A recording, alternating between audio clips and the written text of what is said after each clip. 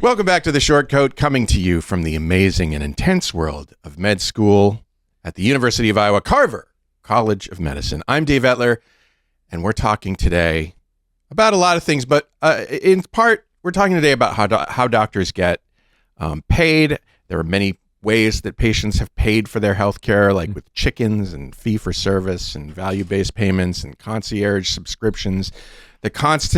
They're all trying to answer the same riddle: who pays, how much, and what happens when costs exceed expectations for either docs or patients. The business of healthcare has deep effects on who and how patients access healthcare, and we're joined by my co-hosts to talk about that. First up, it's MD PhD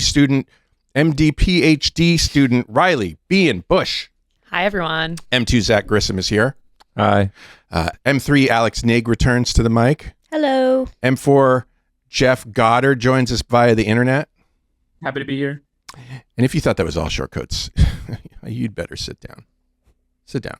Because we're also joined by Dr. Nathan Flacker, an attending physician with ChenMed, a primary care organization that caters to moderate to low-income seniors with what's called the capitated payment model. ChenMed has locations throughout the eastern U.S. Welcome to the show, Dr. Flacker. Thank you for inviting me. I appreciate being here. I have a long coat somewhere, but I don't think I've worn it in a little while. Yeah, that's all right. I feel like only in academic medicine do we wear the long coat. I don't know for sure. Why do I say we? I'm not a doctor. Hey, Just a podcast. You're a little bit. I got my long coat. Your legs can get cold, Dave. You can wear a long coat. It's true. So yeah, I understand. We wanted to start off, Dr. Flacker. You started out in academic medicine, I think. Yeah. So I went mostly reasonably traditional route, at least particularly at the time. College, med school, trying to figure out what I wanted to do. Probably like a lot of medical students, changed my career goal about 7 or 8 different times. Sure. How a lot of med students will find their calling in life. Had a really wonderful physician who I decided I wanted to be like her when I grew up, because of the way she took care of her patients. If you're out there somewhere, Dr. Jewel Rhymes, shout out to you. And so I decided I wanted to go into geriatrics. Went internal medicine primary care route to do that. In Birmingham, and then in an untraditional fashion, took a year off and backpacked around Asia for a year. Yeah, nice. Rad. Came After back your residency? between residency and fellowship. Yeah, All right. I took my fellowship program was kind enough to indulge me. Came back and did my geriatric medicine fellowship in the most academic of academic settings at Harvard. And so was deeply involved in research and those kind of things. And then at some point decided that I didn't want to be a full-time researcher. I really loved taking care of patients. And at that point, my wife, who was from Georgia, and we had a lot of family, and we had met in college in Atlanta, told me I could get a job anywhere I wanted as long as it was in Atlanta. Yeah, I made that's a connection awesome. with program director there at Emory, and fortunately enough was able to come back. And my first job in Atlanta, I was completely unqualified for, which was to develop a geriatric medicine program at a public net safety hospital, Brady health system here in Atlanta, which is a fantastic institution. And so I was at academic medicine for 16 years, in one role or another. My last role was section chief for geriatrics there. But I guess for me, part of my concern that we'll get into was I really love clinical care of patients, and the fee-for-service system was a real impediment to that. And I'll give you sort of a really brief story. For cheap date night, my wife and I volunteer usher at the Fox Theater in Atlanta, which is this beautiful historic theater. If you've ever been there, this has a point eventually if you hang in there with me.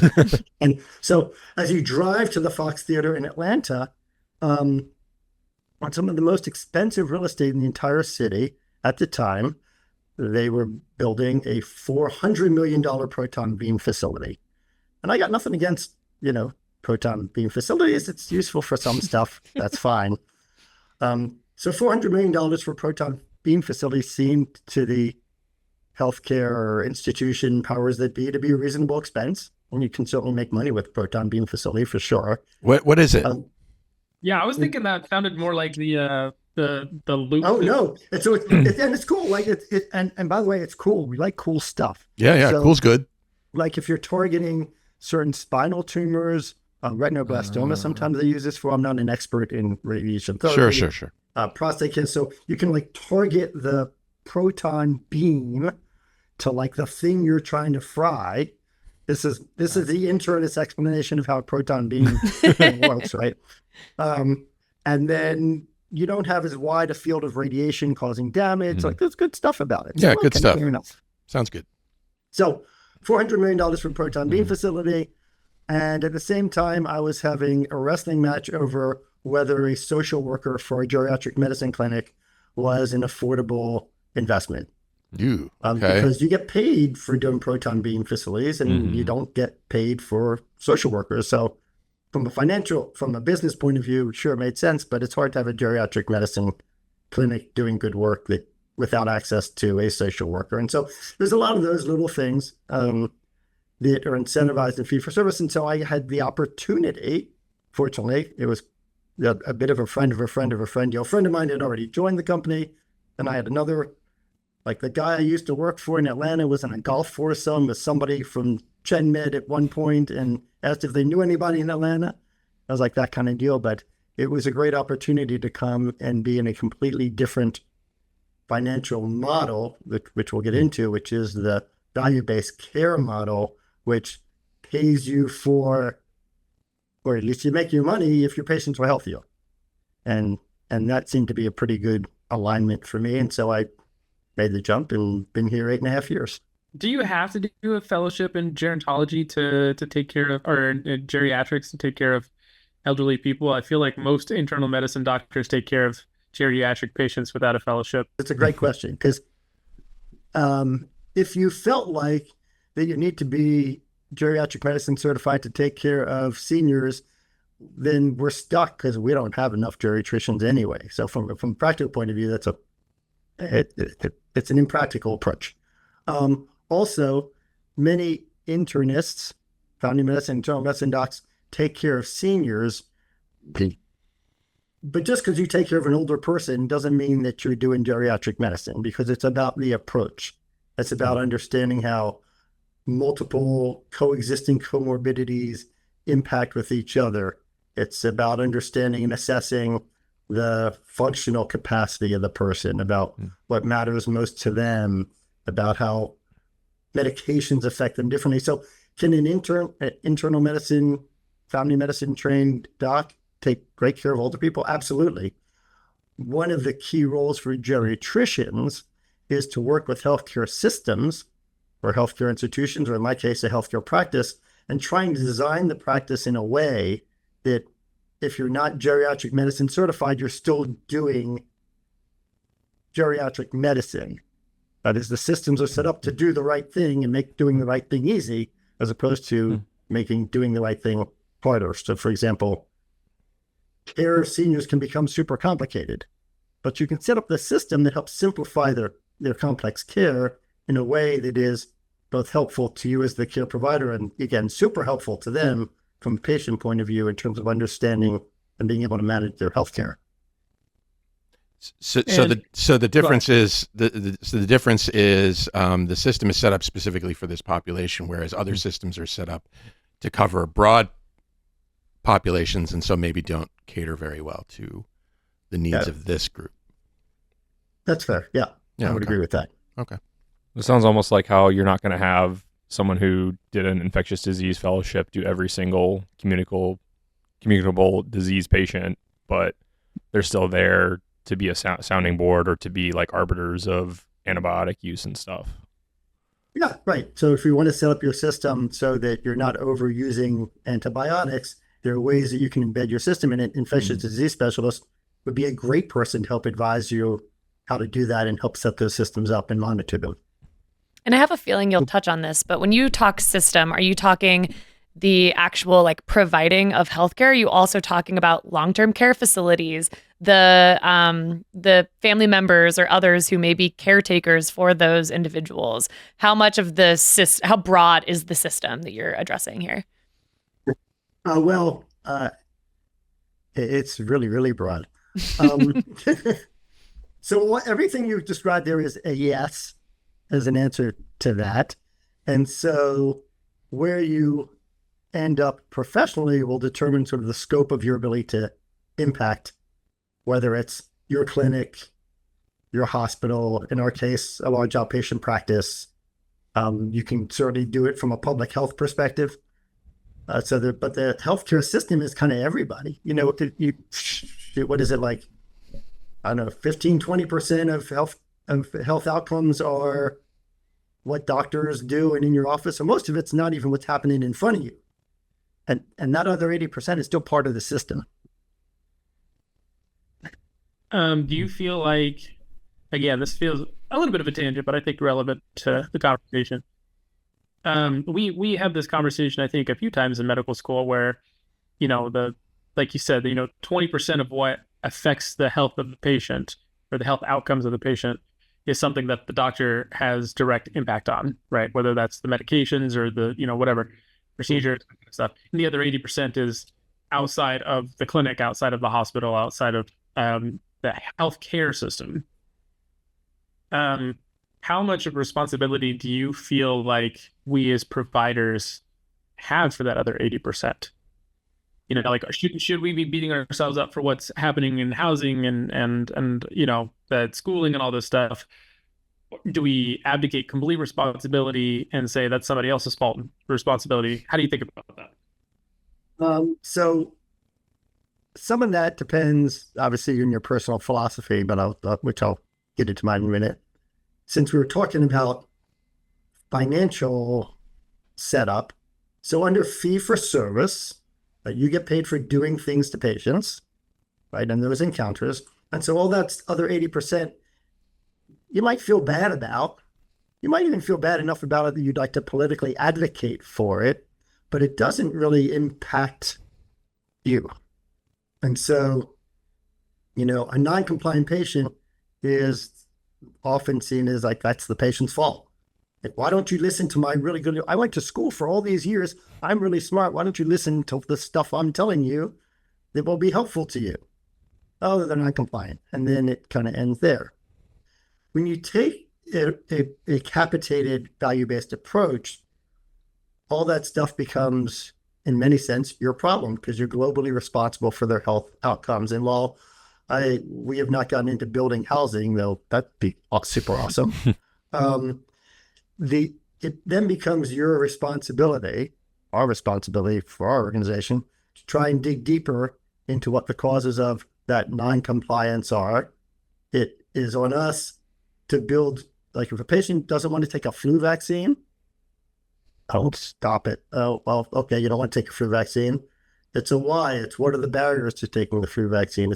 You have to dig deeper to understand what that is and also try harder to have a trusting relationship with our patient because our trust is the key to making everything happen. And so if I just rush them off as a non-compliant patient, I've kind of given up at that point, but they're still going to have their bad health outcome.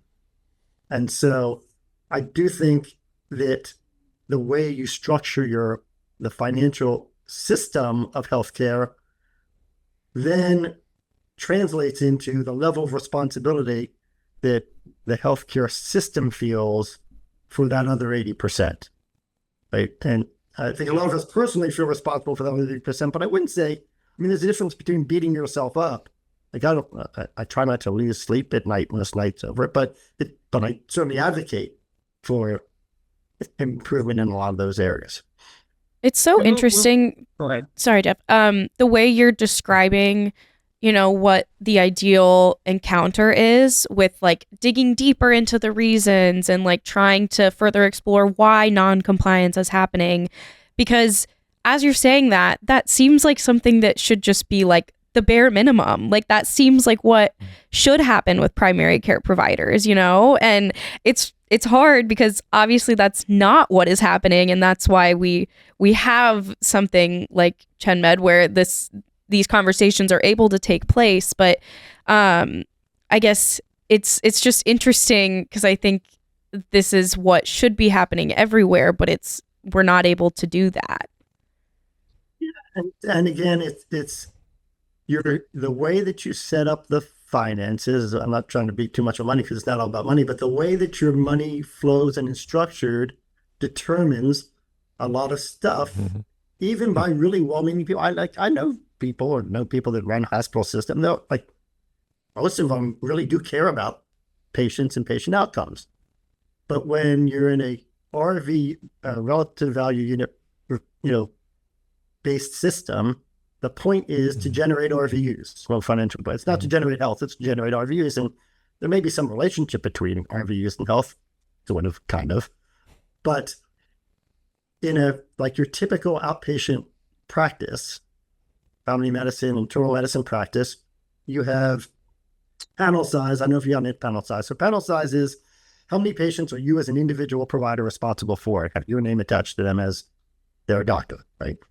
Typical is 1,500, 2,000, some I've heard higher than that. And so, if you've got 2,000 patients, how personalized can you get with them? How often can you see them?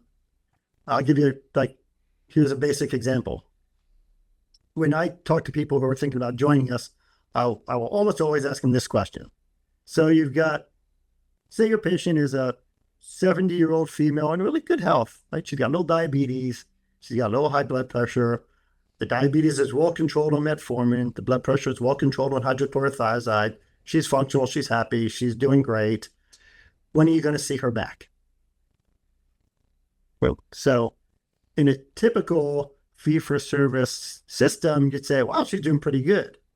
I'll see her back and I usually get a range of 4 to 6 months. Okay, so 4 to 6 months. Your average patient encounter time in a lot of practices is, if you're lucky, 15 minutes for a follow-up. Might be less, might be a little more if you're super lucky. So you're seeing somebody for 45 minutes for an entire year.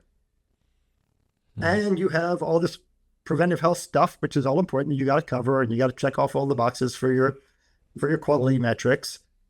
How much time do you have left to really talk to people about healthy lifestyle and diet and exercise? Whereas in the way that we do value-based care, you do value-based care in a lot of ways. We have a high-intensity primary care model. So that lady that would normally be seen in 4 months or in 6 months, we would see her back in a month. That's our standard. It's a monthly visit, monthly 20-minute visit with your PCP. Now, in order to pull that off, you can't have a panel size of 2,000 people. But you can pull it off if you got a target panel size of about 400 to 450, which is our target panel size. And that's driven both because we care about patients, but you can't do a high intensity primary care model with thousands of patients. It's why you see, and you, at some point, if you haven't, have somebody come talk to you about direct primary care. People do concierge models. What they're trying to do is get out of that trap of just having to just see lots and lots of patients to generate RVUs and find some other way to be able to have the time to do what you're talking about and really be impactful in terms of lifestyle changes. We're just doing it in a setting. We've already gotten to this. As part of our company's mission, we purposefully put our clinics in historically underserved neighborhoods. So we're trying to, as best possible, figure out a way to deliver concierge-style care to people who would not normally be able to afford concierge medicine. I really appreciate that last part, because I think that as I've seen concierge medicine come into the zeitgeist in the last few years, I think one of my main critiques of it has been that in order to get concierge medicine, you have to have enough money to afford concierge medicine. So I'd be curious to hear a little bit more about how, not just placing the clinics in the right areas, but how do you ensure that the population you're interested in isn't just those who are have expendable income and are able to afford it? Yeah. So part of it is where we, and I'm not the person who picks where our clinics go, but I can tell you when I go around to our clinics, It's, whatever kind of desert you want to define, a food desert, or like that's where our clinics are. And so, people who have a lot of money aren't probably driving to a lot of the neighborhoods where our clinics are anyway to get their healthcare. So one is just geographically where we place it. Number two is Medicare Advantage.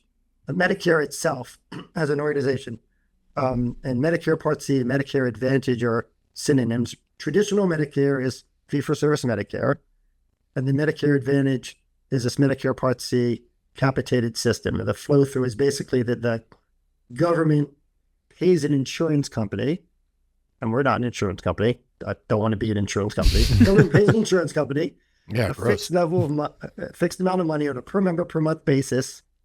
And then the insurance company in a Medicare Advantage contracts with the provider group, that would be us. They take whatever their 15, 20%, do insurance company stuff with it, send us the rest, and then we're globally responsible. So Medicare Advantage, in terms of the number of people in Medicare who are doing Medicare Advantage as their insurance, has increased steadily over the years. I gave a talk back in 2004 about Medicare to a group of residents. And as I was talking about Medicare Part A, Part B, I got to Part C and I was like, you don't have to worry about Part C. Part C, right? There's nothing happening there. That was my entire discussion of Medicare Part C. As of 2003, more than half of Medicare enrollees are now involved in a risk, what's called a risk contract by Medicare. And Medicare has explicitly stated, and I don't think it matters what political party is in control, they've explicitly stated that by 2030, they want pretty much everybody in a value arrangement, because from a government point of view, you can actually budget for that. Like you can't budget for fee for service because it's just the bills come in and you pay them. And so I've lost my train of thought. You might want to keep that in. You might want to edit that out. I started answering a question and I went somewhere else. That's all right. It happens. The question? It happens to us regularly. I felt like you did. Yeah. I think you answered the question, and you've given so much more information, because one of the things I've, again, thought about a lot recently, and again, I've had lots of a side quest of a PhD to think about this, but I think a lot about like, how do I get paid? Like, how does any of this work someday? And I think that is so interesting. And I don't know, from your guys' perspectives, being entrenched in medicine right now, are medical schools doing a good job of talking about this? Because I think this conversation needs to be happening sooner, because everything you're saying about the clinic model sounds super awesome. And I think it's important to get exposure to these different types of models earlier on. Should we start by going more into definition, into defining those more common payment models? Yeah, so and Dr. Flacker, you'll need to help me out with a lot of this, but I'll kind of start us off. So, the most common model in medicine today is fee for service, as what we call it. And this is the idea that, you do something, you get paid for that thing. X equals Y, right? So if a patient comes in to see a GI doctor and they do a colonoscopy, and the insurance company says we're paying X number of dollars for that colonoscopy, and the doctor walks away with $1,000. And if they want more than $1,000, they gotta go do another colonoscopy, and that's going to be their practice. And they can kind of build their, from a doctor's perspective, I can see the excitedness in that. If you're, for example, if you're doing colonoscopies, you're gonna say, well, I want to make $10,000 a day. Okay, no big deal. I just have to do 10 colonoscopies a day, and that's $10,000, and that's that, right? So it's simple for the doctor. That doesn't necessarily mean that it is the best model for the patient, or it's the best model for us overall, but it is a simple model. And it's all kind of based off of the concept of RVU, or relative value units. Dr. Flacker, can you kind of explain what RVUs are? Sure. And RVUs, as dominant as they are, haven't been around all that long. I mean, it kind of comes back to about, I think the late 80s was when RVUs were introduced. There was an effort to pay people fairly, so it came from a good place, and try and standardize payments across the country and across different healthcare systems. And so the government did this exercise where they tried to figure out how much every little thing any healthcare provider could do. So, for example, of colonoscopy, all right, what's the relative value of a colonoscopy versus a cataract removal versus a knee joint injection versus a totally healthy person coming in for a once-a-year visit? And it's clearly like an apples to oranges comparison, but This is a task. Okay. This is a task I would never choose for myself. This sounds terrible. And just even to clarify, like when you're talking value, we're not talking value for patient, we're talking monetary value. Yeah. Is that correct? Okay. And I think that's a key So I may have a different distinction. opinion of my knee injection versus my colonoscopy versus my cataract surgery is. It sounds like standard billing for like a car mechanic too, right? But then they're able to tack on labor hours on top. And same with the legal field. Like lawyers are paid for hour of service. Like every per hour. every 6 minutes, right? Every 6 minutes, you got to log that. And so you are not paid for, you're not incentivized to be efficient in any sense of the word. Right. And so the relative value was an attempt to try and just figure out how, based on a base payment and the relative value, you have like numbers attached to them, and higher numbers increase your payment, depending what the relative value is. And so in the end, a certain number of RVUs translates to a certain number of money. And it's pretty standard in contracts today, like I'm not far in your career, so but look for this down the road if you're doing this sort of system. There's a target RVU, like a lawyer might have a target number of billing hours, right? If you sign up to be in a law firm, they're going to say you need to have this many billable hours by the end of the year, or you don't make your salary. The same with RVUs, depending what you're doing, there are target RVUs that you're expected to make. And if you go over that, usually you get more of a bonus, like you get paid more money if you generate more RVUs. So healthcare systems are really interested in generating RVUs. Whether it's good for the patient or not is a different discussion.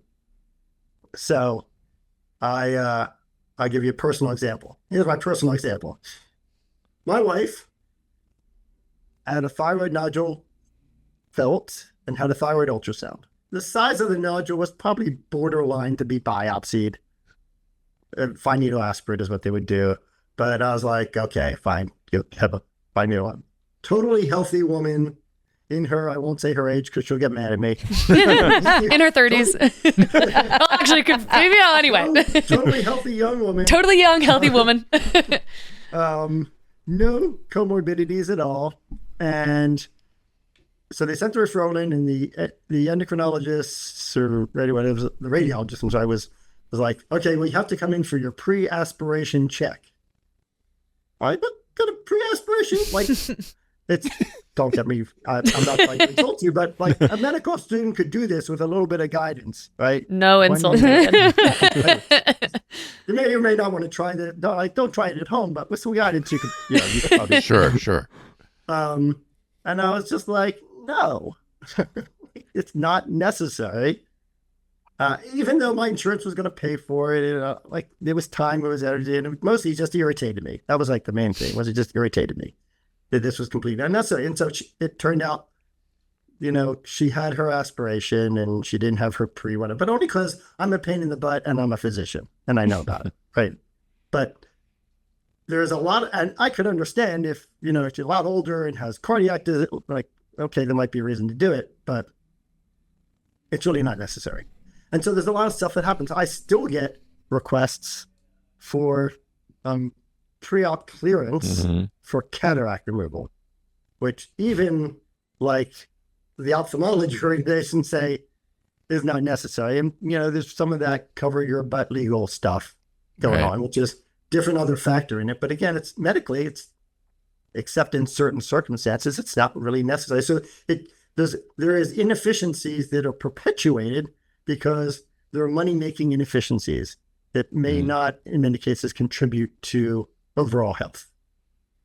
The incentives are upside down. Yep. Sorry. There's an Upton Sinclair quote. I think it's Upton Sinclair who said that it's hard to convince a man of something when his salary depends on him not understanding it. Fair enough. So that's fee for service. Yep. And then what's another one we should talk about? A lot of physicians these days get paid a salary, but the healthcare system is making money also. Yes. So I guess that's part of fee for service. Your salary, if you're in a fee for service arrangement, your salary is a little bit of an illusion.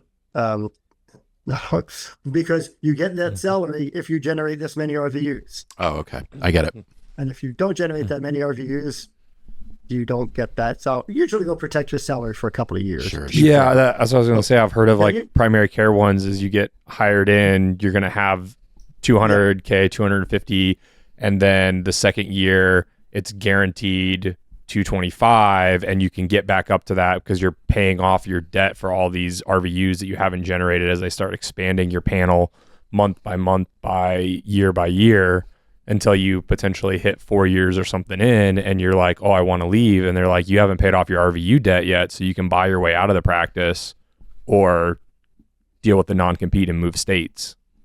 Yeah. So there's like all that kind of stuff. And in a sense, it's like my friends who are self-employed, like you can take time off, but you're losing money when you take time off. So your vacation is costing you not only the cost of your vacation, but the cost of whatever you're not generating under that sort of system. Oh, interesting. So it's a little unhealthy, not even a little, it's kind of unhealthy too. Yeah. You may have unlimited time off, but ultimately you're always thinking about how am I not billing? How am I not collecting RVUs? Yeah, especially when you're young and you're still paying off your student debt. Yeah, it's a big deal. Yeah, I understand. Yeah. So the contrast to that would be a value-based arrangement. And by the way, there is kind of a big gradation, a spectrum of you can be a little bit risk, more risk, a lot of risk. We're a full risk system, so that's kind of what I know best and can speak to best. But there are a lot of nuanced variations in between fee for service and full risk capitation. But in our system, like if you think about it, we get in a certain amount of money, and so we'd rather not spend money on inefficient stuff that's of no value, right? Or of little value, or that we could be avoided. So this is like not a pop quiz, but like, what's a really expensive, bad thing to happen to an older patient? Cancer, right. And if you have cancer, where are you going to be treated? Cancer center, academic health. Yeah, probably pretty fancy cancer center. So all that inpatient stuff, going to the hospital, fancy cancer treatment, all that stuff still comes out of our pocket, right? And so to a great extent, if we can keep people from getting sick and going to the hospital. Or the proton beam center. For example, that's money that stays in our pocket, but it also aligns with it's not a bad thing for patients to be kept healthy and out of the hospital. And so there's some, and there is no payment model system that's perfect, right? But it aligns in principle with the right outcome, which is better health for the patient. And that's why we, as an organization, decide that we're going to do high intensity primary care, because you couldn't pull off that model in fee for service. But we believe, and we have data to back this up, in terms of reduced hospitalization, reduced ER visits, we believe that it's better for patients. And so it's a win-win from that point of view. Can you define the high intensity part of it? You mentioned high intensity or high risk. Yeah. What do you mean by that? Oh, good. Okay. So great clarification. So when I'm talking about high risk, I'm talking about financial risk. So we take all the money from the insurance company. We also take all the risk of the cost. So when I say we're using high risk in that regard, like you can, if we took all the money and everybody in our organization took a group trip to Aruba, that would be cool, right? We spent all the money, we went to Aruba, we had a great time, and we didn't take care of any patients. And what's going to happen to our patients? They're going to get sick and go to the hospital. And then we're at risk for all those costs. And then, we don't go to Aruba the next year because we have to close the doors because we, lost a bunch of money. So when I said high intensity primary care, I mean things like we see our patients standard every month. And our sicker patients we'll see twice a month, 3 times a month. I've seen patients every day for a period of time, who were sick and teetering on the edge of something, but we felt like we could keep them out of the hospital, and they wanted to be out of the hospital, and we managed to keep them out of the hospital. So we can do high intensity stuff like that. It's almost We like can rounding even- on the person while they're at home, really. Yeah, we can spend the money flexibly. So if you've been in outpatient clinics, which some of you have, maybe not your M1, I don't know where you came from. So maybe you've been in outpatient clinics. A lot of reason people don't show up for their clinic appointments, particularly seniors, is because they have transportation problems, right? Their daughter, their cousin, their brother, their spouse can't get the day off of work or can't get over there, and they miss their appointment. In our practice, we feel like showing up to your appointment is so important that if you live within 10 miles of our center and you really don't have transportation, we will pay for an Uber, a ride share, to bring you to clinic and take you home. I mean, you can't really do that in fee for service because you can't get paid for that, as opposed to we can use the money kind of globally within, there are some government rules about this, but globally in ways that we think will be helpful to patients' long-term health and prevent them from getting sick and going to the hospital. This is so interesting. And I'm trying to think of examples where maybe this becomes really tricky. And I can imagine there becomes a tricky point at which maybe you have a patient and there is an intervention that maybe costs a little bit. And it's really hard for us to predict the future on how much that given intervention will prevent, name whatever bad thing, heart disease, metabolic disease, cancer, etc. So that seems really tricky. And how do you manage seeing the future of what an intervention will or will not do? Yeah. So I can answer that a couple ways. So I'll give you mentioned that, and I'll give you an example off the top of my head, which Perfect. is chronic Hep C. We have new patient joins us. Hep C treatment medication is not cheap. And, honestly, they may or may not be our patient several years from now when the bad outcome from not having their hepatitis C actually manifests itself, right? But we still screen for hepatitis C and we still treat it because it's the right thing to do, right? And because we have a lot of patients, right? And so for an individual patient, we might lose money on something. We might, but not treating them has some risk of incurring more costs. So maybe we're setting ourselves down the road. And we also have healthier patients who we can make that up on. If we're responsible stewards of healthcare globally, we can still do things for patients that are in their interest, even though it might cost a little bit of money. I'll give you another example of how this plays out. So even more nuanced, the money that we get, the money the insurance company gets from the government is risk adjusted, sort of, kind of. So Medicare has this system by which certain diagnoses you get paid more for because you expect to incur more healthcare costs for that. So if somebody's on dialysis, we actually get paid more than somebody who's not on dialysis. Like, that probably makes some sense, right? But there's a whole lot of conditions like urinary incontinence. They come up in our practice all the time. We don't get paid extra for urinary incontinence, but we still ask people about urinary incontinence, and we still treat urinary incontinence because globally, we still do okay if we're responsible stewards of our overall resources, and it's the right thing to do for patients. And if they're happy with our services, they stay with us longer, they recommend their friends, all that other kind of good stuff that helps us take care of more people. So I guess, I want to be, I'm sold. I'm about to drink the Kool-Aid, right? So I've got to be objective about it. I've got to kind of wind back and try to think, what are the negative externalities, right? So if you told me fee for service is really great for me going into GI because I get to make that $10,000 a day, I just have to hunt down 10 patients and, put a scope up them. for lack of better phrasing. Just scope another butt, whatever. Well said. But there are all these negative externalities, right? Your model that we're talking about here, I'm particularly fond of the high intensity full risk model. I think that it's maybe, I don't want to get too philosophical, but I think it's more ethically commendable. But I'm trying to imagine, it's not going to solve all of the problems that we have with bad actors. And there are probably also other concerns that could arise. Like, one of the things I'm thinking of is you're saying we still do these things because it's the right thing to do. But there are going to be some people that might try to do this service and they say, well, I'm just going to not take that patient. That's going to cost me more. Or I'm just going to not ask about urinary incontinence because I don't want to spend that money and I'm just going to pocket that. That's true, or worse. And this has happened not in our organization, so far as I know, and I don't believe it does, but this happened other places.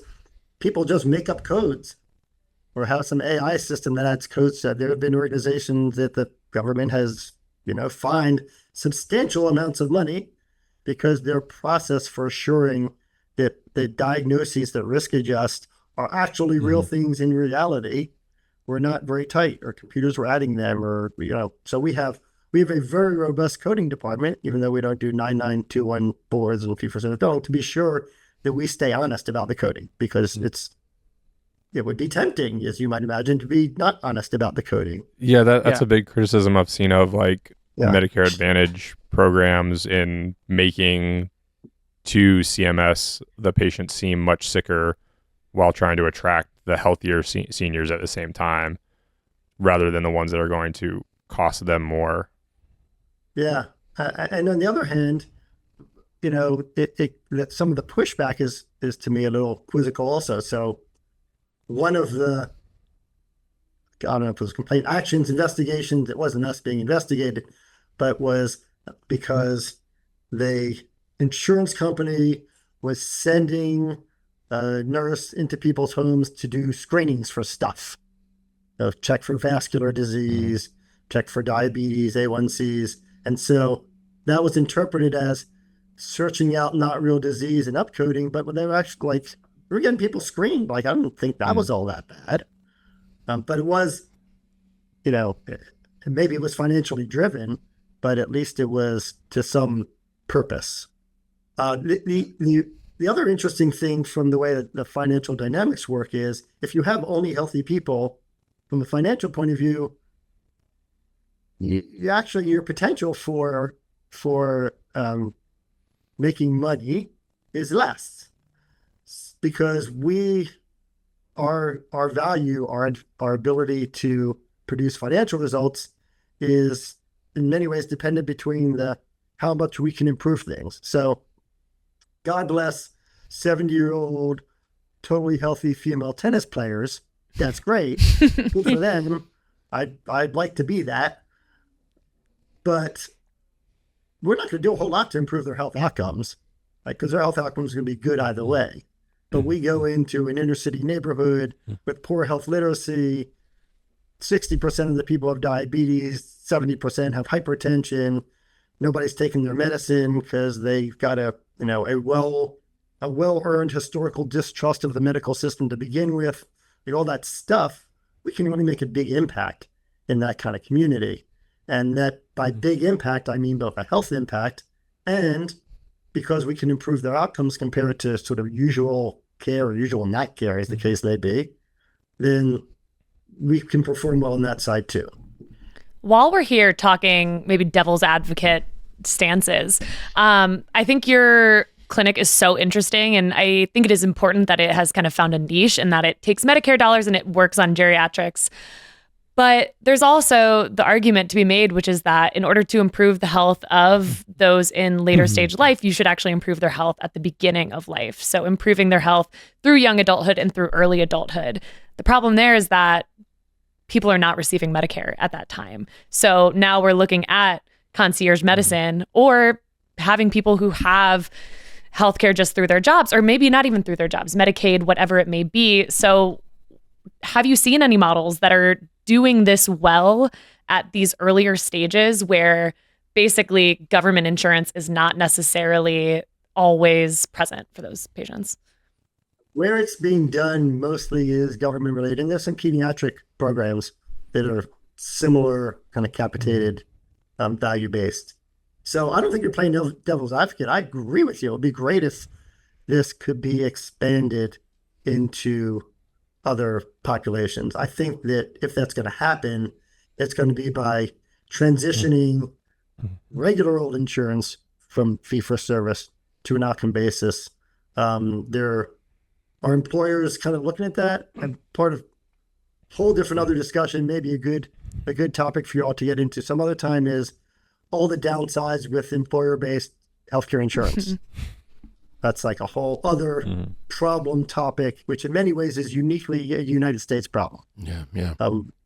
And that is ultimately the problem that would keep this from widely applying is the fact that you work at, I don't know, John Deere. John Deere gives you your insurance through them. And that insurance company and John Deere basically say, well, we can or cannot pay for something. Interestingly, like my experience within military healthcare, which you would think would be a capitated sort of thing, under the hood, there was RVUs. Like there was a whole period when I was like the vaccine guy for my battalion that they said that we needed to start also entering and doing the coding in the EHR and not just like the separate vaccine record. Like we had multiple places that we needed to document it because we needed to document like not just, site, but like patient well tolerated, Band-Aid offered, and like attach the billing code. When it was all funny money, like no one was paying at the desk, right? They were all 20 to 25-year-old Marines that I was giving flu shots to, and then we still had to go through and make all of these encounters for the funny money behind the scenes under the hood that you'd think this is the great population to just do the preventative stuff on, because then globally, like thinking farther down when they're in the Veterans Health Administration side instead, where it does kind of act more like a capitated thing. Like those clinics are really intense and they have long appointment times for vets that have a lot more stuff, but you're not doing it when it's the same big pot of money when they're actually in service at all. Yeah, that is so interesting. And it, in a lot of ways, it all boils down to we got to change like the whole system. And then I just want to crawl into a hole and be sad because like, how do we change the system? Don't give up. Don't give up. I know. And that's supposed to be young and idealistic still. But yeah, I appreciate your insights on, you're right in that it isn't necessarily playing devil's advocate. It is more so defining what the goal would be, which is that we can take the system that is working really well at the end of life and just continue to extend it into the rest of life. Yeah. And sorry, Dave. I have done some shadowing and had conversations with some people who do direct primary care, which is like kind of a different way. It's not exactly concierge medicine, but in that same realm where the person pays a certain fee per month, or maybe they pay for subscription throughout the year, and then they basically have unlimited access. It's kind of like a gym membership where like you have access to someone 24/7 pretty much. You get certain like yearly labs, yearly screenings included in that base fee, but they're paying for this out of pocket. So it's not an insurance company that is paying this provider to do it, which is challenging because then you also need insurance coverage for things like emergency. So you basically end up paying like this base insurance that you have to have as that emergency type thing. But then some people, if they have access, can also pay this extra fee. But what happens, and what patients have told me, is they feel much more connected with their provider. Their health outcomes, they're catching things earlier. I had a patient tell me his experience with how they were catching prostate cancer. They caught it so much sooner than if he would have been only seeing his doctor like once a year. And, that was, even though it ran in his family, like that was something that they were trying to stay more on top of because they didn't have the issue of, oh, well, insurance will only cover it testing for this once a year. They, on the other hand, like don't have the same deals with it, like laboratory testing and the things that insurance companies do. So they've had to negotiate from a business perspective how to get a reasonably priced lab test. But I don't know, there's a lot of different pieces of it, but I think that there are other people who are doing a great job and who are having more of this model. It's just hard because you don't have the insurance side of it to be paying them. So it's only somewhat financially feasible for people. As we've discussed, Dr. Flacker, you work with geriatric patients at ChenMed in a practice that's paid a flat amount to maintain a patient's health and prevent illness. I think we all would like to hear sort of how that plays out on the daily and how that looks different. Sort of on the ground for you? See if I do my best to describe that. So if I'm a provider, okay, in our practice on a typical day, you come in. There is, for our center, we have a whole center huddle every morning. So this kind of gets everybody, staff online, issues that came up the day before, corporate initiatives, and we measure stuff. So we go over center metrics. Our metrics, so in a fee-for-service practice, you might be reviewing your RVUs. In ours, we're reviewing hospitalization rates and hospital arrivals. And so that's the stuff that matters to us. Well, we have a system for being pinged if one of our patients hits an emergency room the night before or is admitted the night before. So we come in the morning, we know who's been admitted or been to the emergency room. And so we review who those are and who's going to follow up with them. We then have a care team huddle. Sorry. So you meet with your care team, sort of go over your schedule for the day.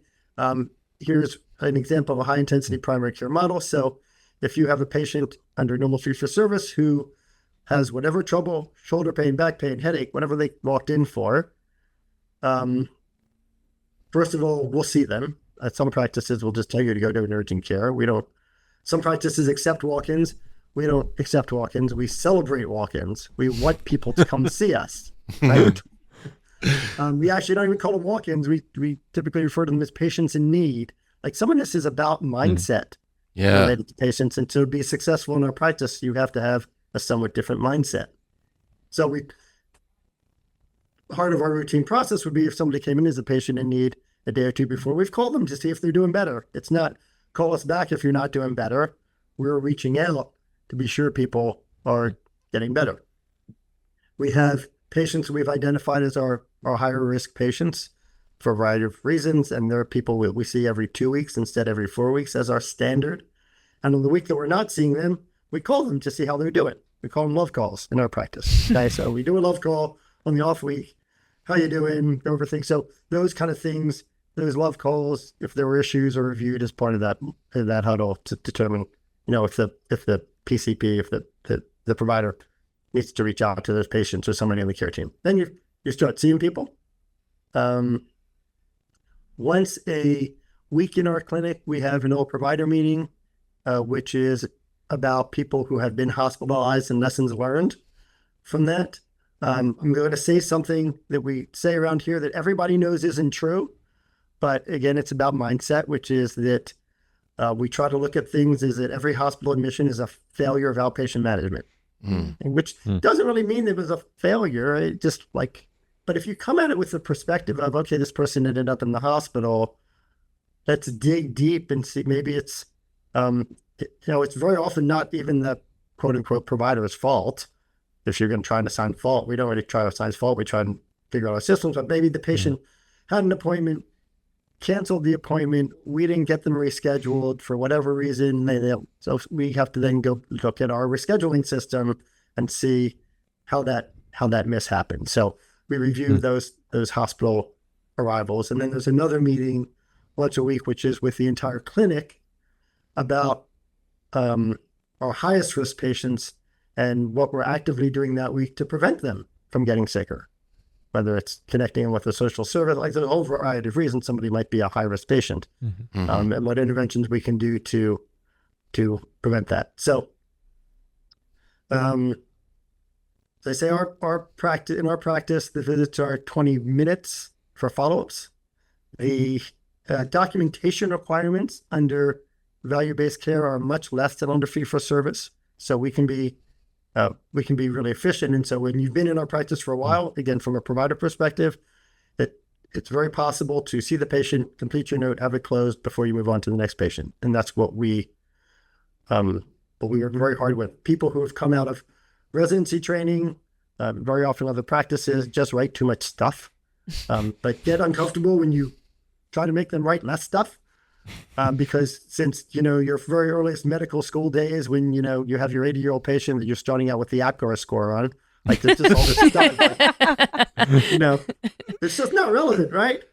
So we we document what needs to be documented so you can actually complete your visits, do all your stuff, and answer your messages, because there's workflow that's usually screened by somebody on your care team. You have a care team. So you've got we call them a care promoter. So that's a one-to-one. You can think of as your MA with your right-hand person in clinic all the time. You've got a scheduler who is managing your schedule. You've got, we call a care coordinator. So they're doing your referrals and your diagnostic tracking. And so the doctor isn't out there alone, but we do expect the doctor or the nurse practitioner, we have nurse practitioners in our practice, as a leader of the care team. And so they're coordinating the activity. It's very possible to come and do your job.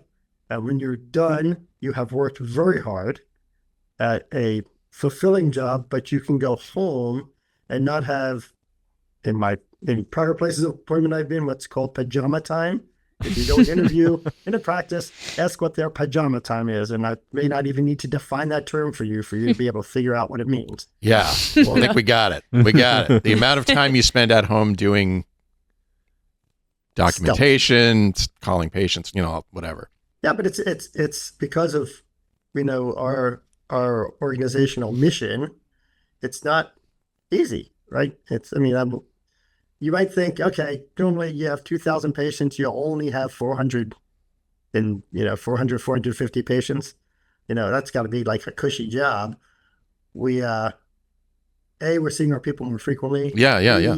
If you think about unusual practice, in a usual practice, like if you look at the oldest third and the sickest third of the oldest third, that's like our average patient. Okay, so it is hard work. So you do have to have that love of seniors and love of primary care.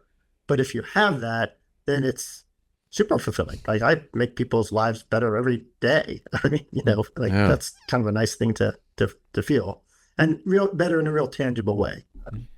So do you Jeffrey, feel you gonna say? Let's say 450. Do you feel like that's kind of the cap for the panel that you could maintain well with this model? Yeah, I think the sweet spot is between 400 and 450. As I say, there are other practices that do it different, don't see their patients as frequently, so they can manage higher panels. You could, in theory, do this with a doctor and nurse practitioners. Our nurse practitioners in our practice are not quote unquote physician extenders. They're independent. They independently manage their own practices. We have really, really good nurse practitioners in our practice. So I did some back of the envelope math here, and I want your thoughts on this. Sure. Okay, so just so you understand where I'm coming from. I don't know why we're not, I love the fact that ChenMed has been able to scale so well from, one practice in Florida to now in 12 different states or something like that. Yeah. I don't know why more people aren't doing this, but I love to see that it's scaling in any way. I would love to see this national for, all different kinds of people. But there are about 340 million people in the United States. There are about, currently, 1 million doctors in the United States. I think we're a little bit north of that, but we'll round, we're ballparking here. Which, by the way, that's the highest ratio we've ever had. There are more doctors per capita today than there ever have been in the history of this country. If 75% of current doctors were doing this primary care model, their panel population would be about 450. In most countries in the world, about 70 to 75% of their doctors are primary care. In our country, it's about 30 to 35%.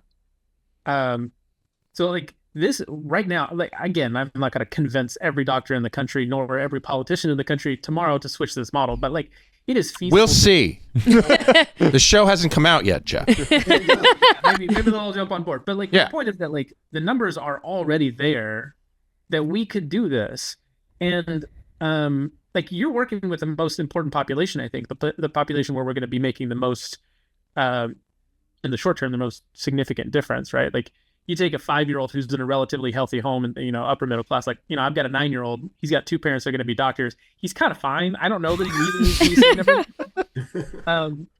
But that said, this model is already something that could be scaled to the entire nation successfully without increasing the patient panel any more than what you think is already feasible with just the doctors. I'm not even pulling in the MPs or the PAs. Do you think it's just political capital, or do you think it's just like cultural momentum that keeps us from being able to reasonably scale this model out to other populations that can benefit from it?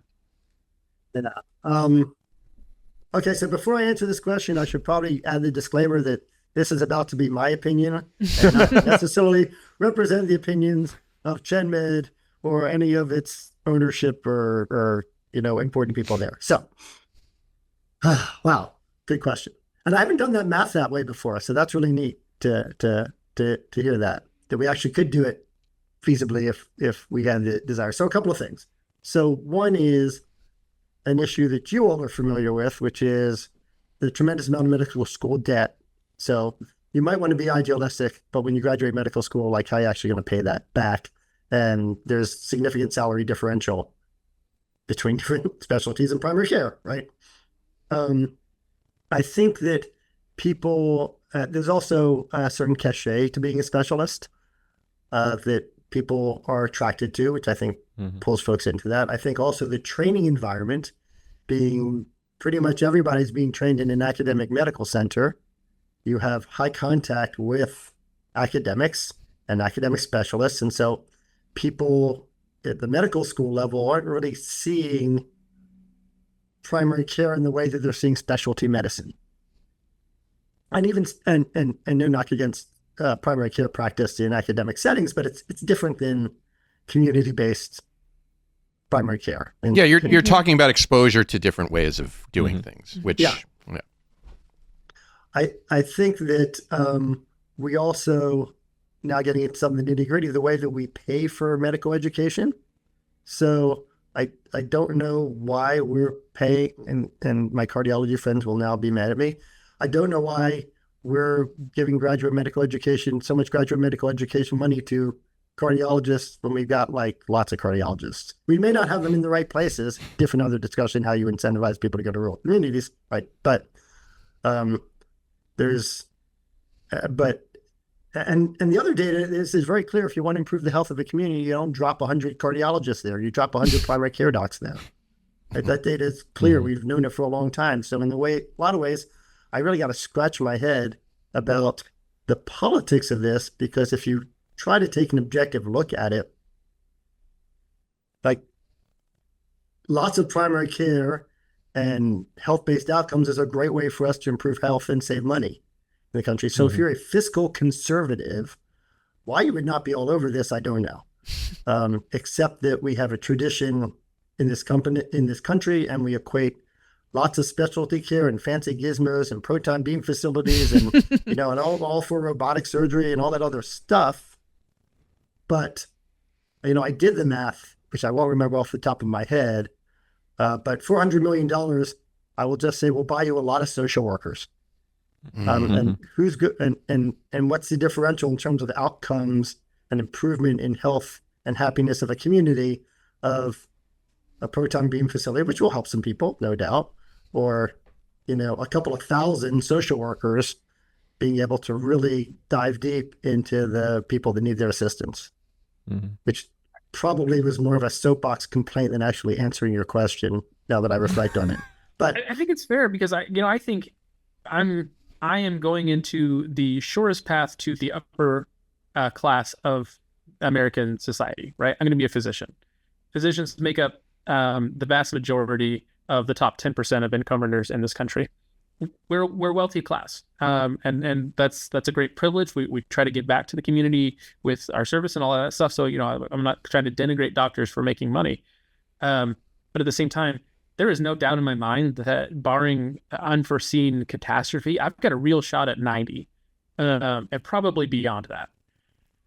We're pushing the margins on the wealthy, but I feel like there's just more quality life years to be had with those that are on the other end of the spectrum, the populations that you're working with. And it's not like you're proving it. Like, it's not necessarily that it's easy, but it is simple. And again, you get this differential if you look across states between rural communities and urban settings, but even in urban settings. So most of our clinics are in cities, to be fair. I'm sitting here in Atlanta in a what would be considered a poor demographic zip code. I could drive 3 miles north and my life expectancy goes up by 15 years. That's just redistributing how we're giving care and access to it is a real untapped potential in this country, and generating more specialists concentrated in small medical centers in wealthy communities is probably not going to change that very much. Well, I feel like that's part of where it goes back to like medical education and just the system as a whole, because there is such a push to specialize and do research and do all of these fancy fellowships. And, if you want to be at an academic center, like you're going to have to do some sort of research and you really have to find your niche, because there aren't a lot of people anymore who do it all. And back in the day, I mean, if you were to have like a family medicine provider, they did do all of these things and they saw their patients in the hospital and they did take a lot more care of all aspects of an individual, versus now, again, the system is just not set up that way. And I think that primary care is undervalued in medical education, and it's almost like, I don't know if this is maybe just me internalizing things, but like there's like an aura of, like if you're going to family medicine, that's the easy way out. Like you're not going to do something that requires a fellowship and extra years of training. It's probably because you're not smart enough to do that. Whereas like that is absolutely not the case. Everyone has their reasons for going into different things, but I do feel like there's like an attitude that makes people resistant into wanting to do primary care things. Yeah, Well, my own anecdote, like as I was building out my schedule, I'm interested in internal medicine or OB-GYN. And I remember telling someone who was, whether they realized it or not, they were like, oh, wow, you're interested in anything primary care. That's interesting coming from like an MD, PhD. And I was like, whoa, like who's to say I wouldn't also be interested in preventive medicine? And I didn't even tell you if I was interested in a subspecialty, but it was like this understanding of like, oh, why would you do that if you would also then go into primary care medicine? And so it's like that anecdotal slight and even like against it. Things getting more and more owned by specialists, because like I have a big interest in emergency medicine even already as a M2, and like you hear that more and more things get kind of turfed, or like procedures that when I've shadowed they were like, yeah, we used to like do this and now they don't want you to even do it.